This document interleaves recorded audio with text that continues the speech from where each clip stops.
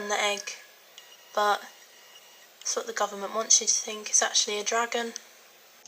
Welcome, people of YouTube. Did you all enjoy Kill the Moon? Because I think I did. I like things full of suspense.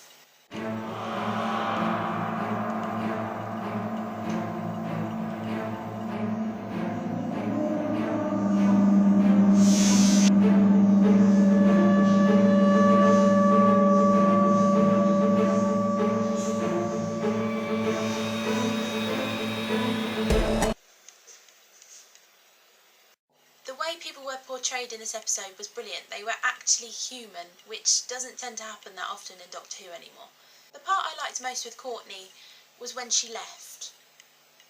Allow me to explain. I know a lot of people didn't like her, but she was a school kid on the moon getting attacked by giant spider things. She would be scared.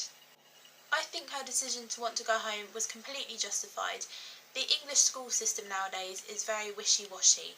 If you don't want to do something, they can't make you do it. They put you in counselling with puppets or something.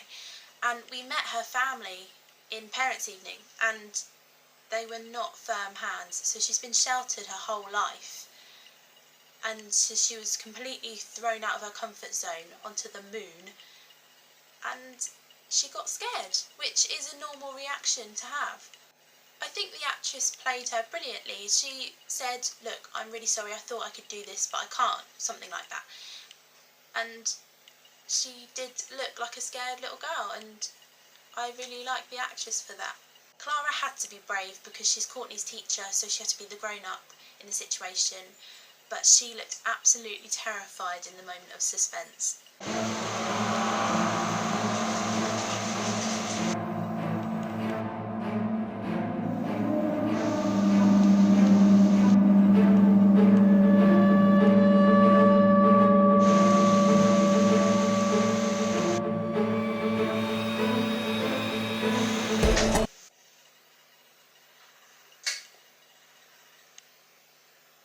In previous episodes, she just got on with it and knew what to do, but in this episode, in this series actually, she has been showing more fear and acting more human than she was before. Humans get scared, humans don't know what to do all the time, humans don't always save the day, and Clara is slowly becoming more realistic as a character. But this is the first episode for me that it was shown beautifully. She was scared. She was also angry at the Doctor for leaving her. The argument at the end was brilliant because a companion would sooner or later get tired of the Doctor's antics. Jenna's performance was fantastic, and I'm so glad that she is finally getting the opportunity to show us what a great actor she is. Like in Deep Breath, she's really good at the moments full of suspense.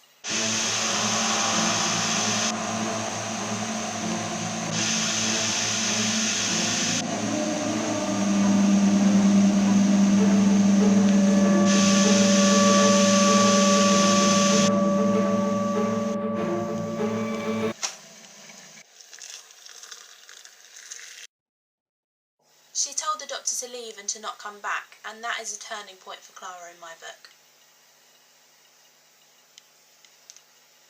I'm sure we'll see them together again, especially after Danny's advice to Clara, but I do think the Doctor was affected by what she said.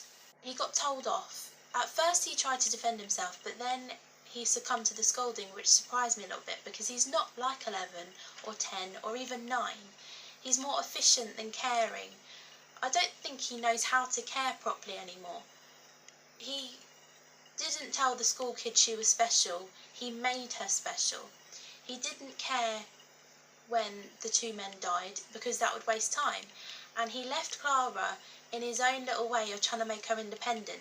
Even though it wasn't the thing to do, he shouldn't have done it, he thought he was doing good. The Doctor isn't as human anymore, and I absolutely love that. Crystal has previously said quite brilliantly that we should relate to the companion and not the Doctor. He is the impossible man. We shouldn't have an impossible girl. The companions should be the normal ones, not the ones that save the day all the time. He's our hero, and making him quirky isn't removing him far enough from humanity. He's an alien, and quirkiness isn't alien. You get quirky people everywhere. And this episode was great because the impossible girl had to make an impossible decision and didn't magically know the answer like she has done in previous episodes. I think she handled it alright, given the circumstances. Putting it to a vote added to the suspense.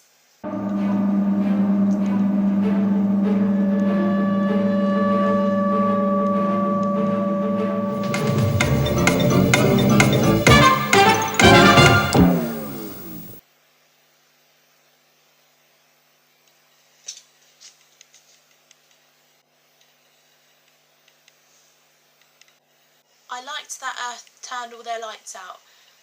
I don't like the fact that they were basically signing the death certificate of this brand new being, but it was accurate. Earth would want to save themselves, ourselves. At first I felt bad for the people that are scared of the dark down there, but then I thought, well, they've turned their lights off to kill this big dragon and they can suffer for a few minutes. I don't know what I'd do. On the one hand, there's the unknown and that's dangerous. But on the other hand, there's the unknown, and that's dangerous and interesting. I don't know. I always get told off for my curiosity. If I hear a noise, I go and look. I'm the person you hate in every horror film and that dies first. I think I'd turn my light on. I know most of Earth wouldn't, so I'd be drowned in the masses, but my conscience would be a little bit clearer. And I'd want to see what was in the egg. If I was on Earth, I'd assess the situation about the tides and all the bad bits, and then decide. But if I was Clara, I would have done what Clara did. What would you do? Would you turn your lights on or off? Would you kill the dragon, or let it be? What? Let me know in the comments. And also, what do you think the dragon should be called? I think Dave. It's pretty good. For this episode, I'm going to crank it up to 11, especially for Clara's rant at the end. I'm going to give it Sunday viewing, because although I did enjoy the episode, there are better ones in the series. And I also admire the workmanship, because the set and the effects were amazing. But did you think this episode was the dark side of the moon or sunny side up? Because it's the moon butter egg.